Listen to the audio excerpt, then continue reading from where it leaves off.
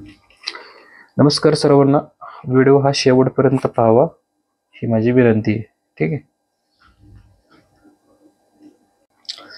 नमस्कार. काय चाललंय मग? जसं की तुम्ही आता थंबनेलवरून पाहिलं असेल की बापानेच मुलीच्या शरीराचे लचके तोडले. विचार करा, किती समाजाला काळिमा फासणारी घटना आहे. आज कलियुग, देशात काय चालले, आज मुली कुठे आहेत आणि चालले काय, आज आपल्याला ऐकाय काय मिळते, पाहायला काय मिळते, विचार करा.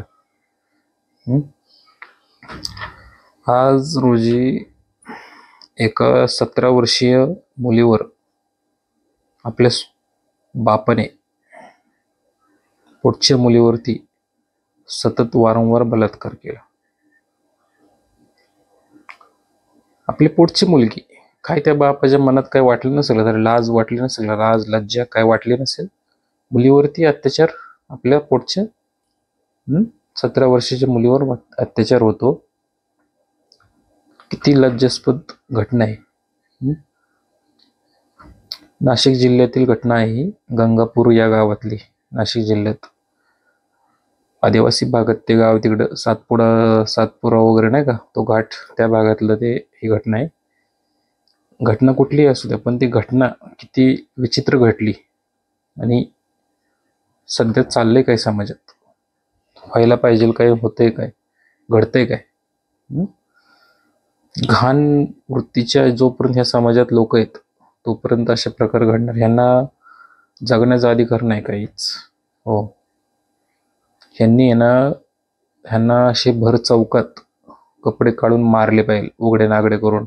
अशा लोकांना, मंडळी, तुम्हाला थोडंसं माझं बोलणं खटकेल, पण सत्य ते आहे. सत्य हे इतकी वाईट घटना घडते जेव्हा त्या मुलीला तिच्या पोटात दुखायला लागलं, त्यावेळेला तिने डॉक्टरांकडं तिच्या आईबरोबर ती गेली.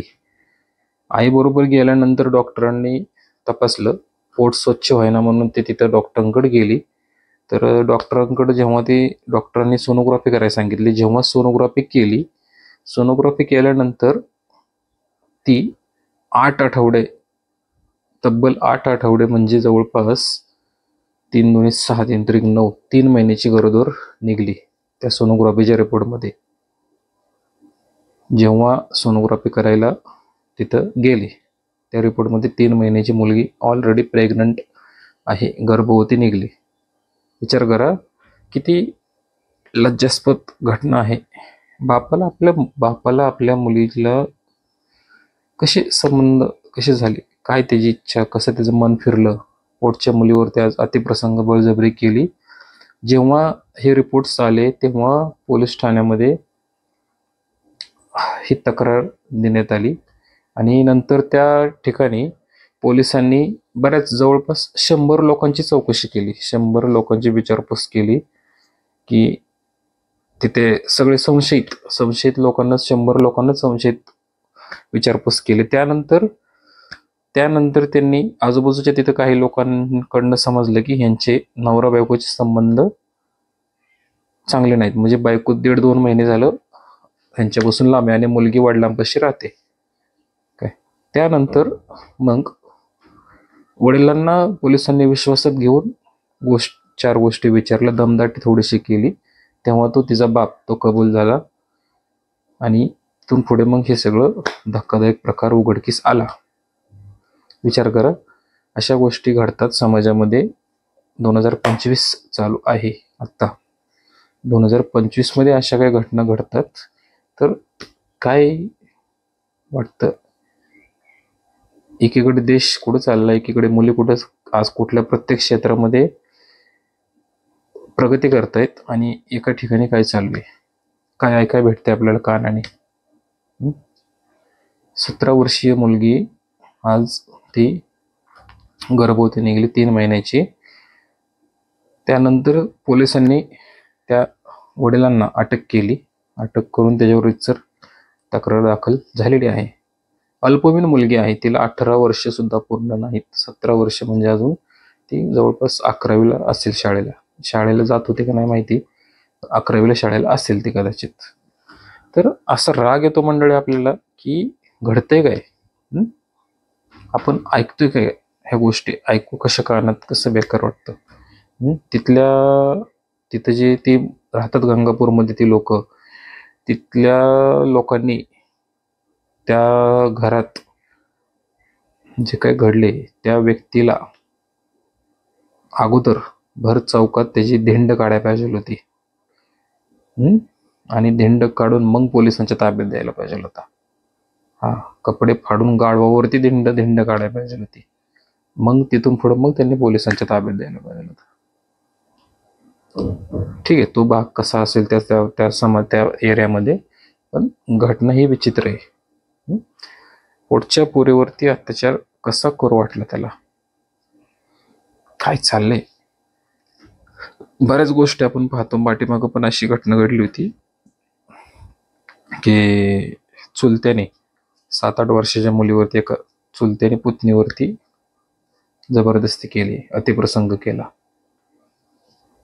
काय गोष्टी आहेत, काय मिळते आपल्याला पाहायला. बघा समाजात चाललंय काय, खूप अवघड विषय सगळं. त्यामुळं आपल्या इथून पुढं सांगणे, आपल्या मुलींना आणि आईला, त्यांच्या माता भगिनींना सांगणे की आपल्या मुलीवरती लक्ष ठेवा.